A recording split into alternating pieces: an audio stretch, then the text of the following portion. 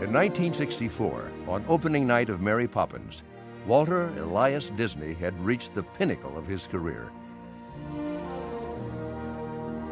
The man who arrived in Hollywood some 40 years earlier with a half-finished cartoon in his suitcase had become one of the leading figures of filmed entertainment. I tried to convince her I was capable of making a picture with live actors as well as cartoons. I didn't know what she thought. Who was Walt Disney?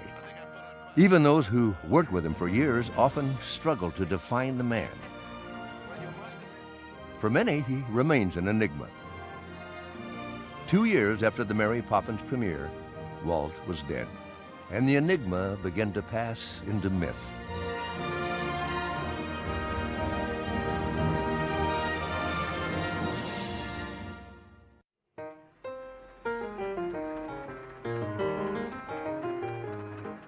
Walt was born in Chicago in 1901 to Flora and Elias Disney, in a house his father had constructed with his own hands.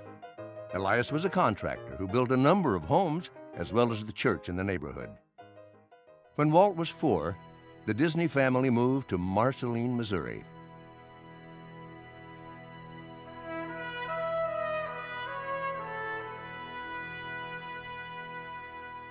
Walt would always have fond memories of Marceline, but for the rest of the family, farm life was hard. His mother was a warm, loving, wonderful woman. I wish I'd known her, met her. My father adored her. They were a good family.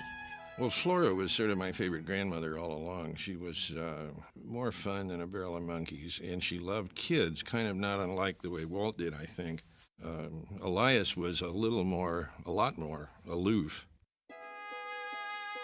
Walt had 3 older brothers, Herbert, Raymond, and Roy, who was 8 years older than Walt. When he was 2 years old, his mother gave birth to a little girl. Her name was Ruth. Elias came down with typhoid. He recovered, but farming was no longer possible for him. In 1911, the Disney house was sold, and the family left for Kansas City, Missouri. In Kansas City, Walt was put to work for the first time in his life. It was a tough job, too. Elias had purchased a newspaper route and counted on his 2 boys, Walt and Roy, to service it. I was about 9 or 10 when I started that they'd deliver our papers at 4:30, and we had to get up and be there at 4:30 in the morning. The newspaper route took a lot of Walt Disney's time, and he did not have a lot of time for school, and he didn't have a lot of time to prepare for school, and so he wasn't a great student. At about this time, the Disneys moved to a bigger house at 3028 Bell Fountain in Kansas City. Here, Walt became friends with a boy named Walt Pfeiffer. The Pfeiffers were a jolly crowd who took their children to vaudeville shows in the local cinema.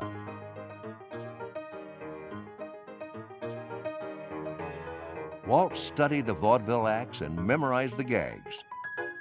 The 2 boys liked Charlie Chaplin above all, and developed a series of skits inspired by The Tramp. Together we had a little act. He was a straight man with me as Chaplin, and then we would... Elias didn't quite know what to make of it.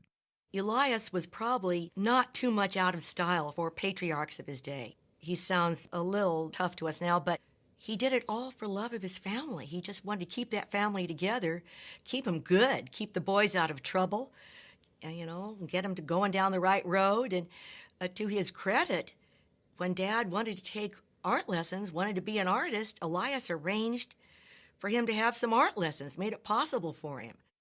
In June of 1917, Walt graduated from the 7th grade at Benton School.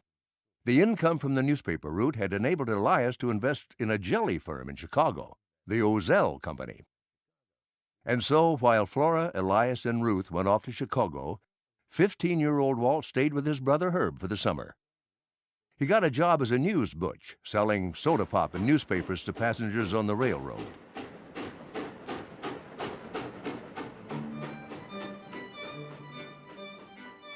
When summer ended, Walt joined his parents and sister in Chicago. I think he was pretty thoroughly decided that he wanted to do something with his drawing.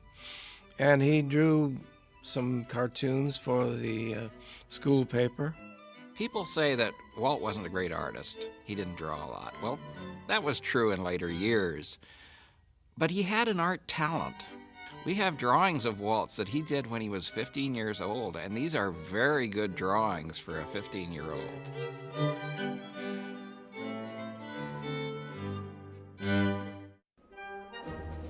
Walt's cartoons now showed his growing interest in the Great War that was being fought in Europe. It was really the thing to be patriotic and to want to help out your country. Walt was only 16 years old, though. There was no way that they were going to let him into the Army or the Navy.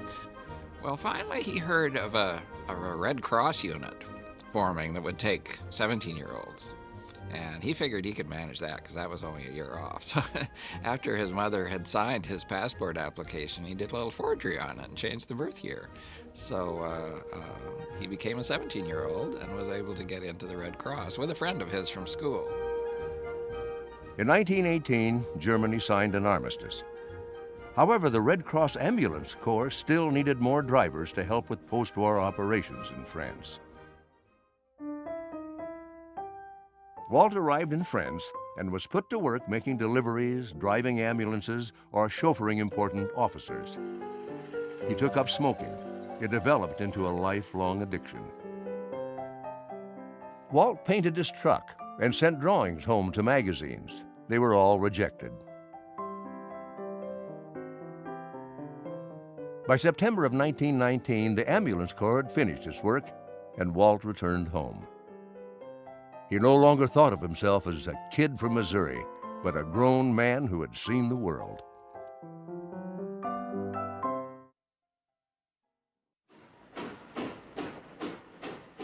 Walt made up his mind to go back to Kansas City. He said, "I want to be an artist." And of course, Elias was shocked. He said, "You can't make a living as an artist." And he said, Walt said, "I'm going to try." Elias and Flora moved back to Kansas City. Roy, who had been discharged from the Navy, and older brother Herbert and his wife Louise lived with them in the old Disney house on Bellefontaine Street. Walt decided to join them.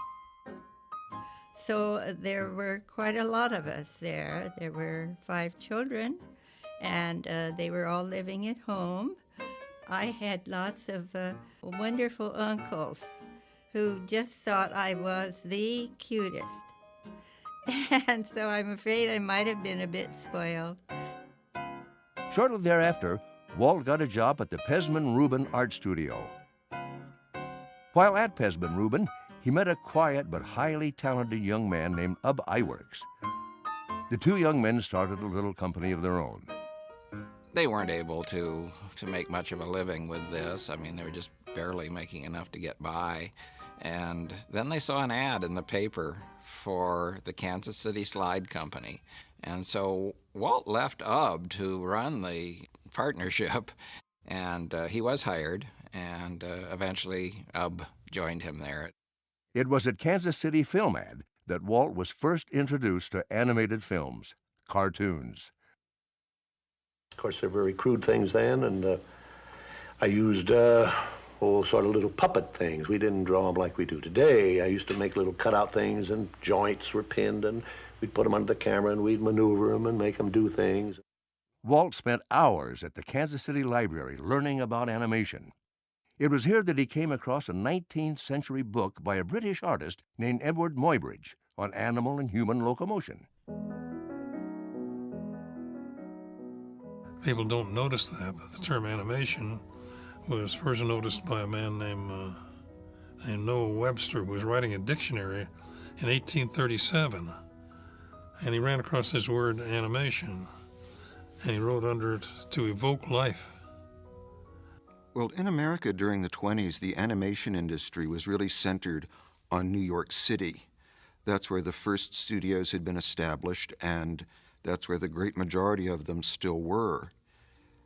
At that time, there were an enormous amount of silent, one-reel comedies being put out to show in the movie theaters.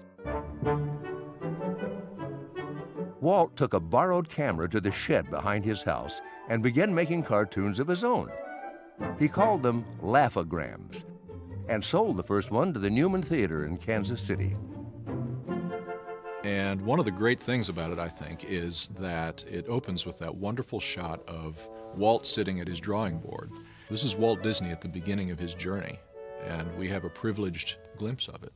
It wasn't long before he moved out of animation and had other people working with him in the actual drawing of the pictures. But this is one segment that we can say is fully animated by Walt Disney himself.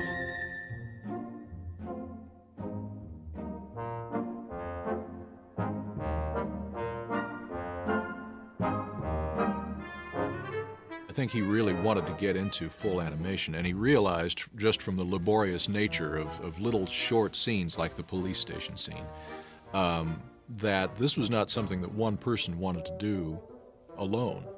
So that's when he went around and recruited people to start the Laugh-O-Grams company.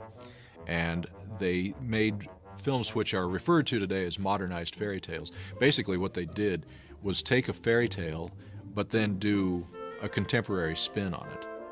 So when he does his version of Puss in Boots, for example, this is the cat with his master going to the movies and seeing a parody of the latest Rudolph Valentino picture.